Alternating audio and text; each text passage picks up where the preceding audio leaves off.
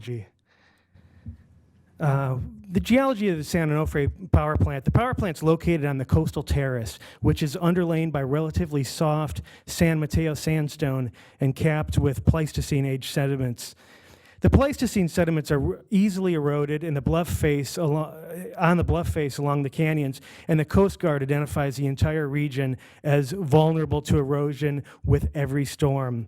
Prominent geologists report that massive landslides are commonplace, and construction of man-made earthworks has often resulted in massive erosion.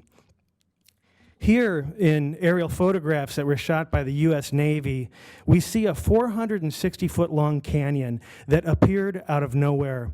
You see in the 1969 photo on the left, the canyon was entirely absent, but in the mid-1980 photograph, thousands of tons of sediments had been eroded and washed into the beach environment. The evening after the canyon was cut, a park ranger nearly drove his Jeep into the new canyon just before dark, since the canyon had not been there the previous night. Ask yourself, is this fragile beachside environment an appropriate setting for the non-permitted impoundment of enriched uranium? Every time we get a major earthquake in Southern California, we discover fault lines that were not known before. In 2010, Caltech released an updated seismic map with 50 new faults that were unidentified in 1990. In 2015, the USGS reported a more than 50% increase in the likelihood of an 8.0 or greater magnitude earthquake in Southern California. The Newport-Inglewood Fault runs in close proximity to San Onofre and is reported as poorly located in parts and not well studied.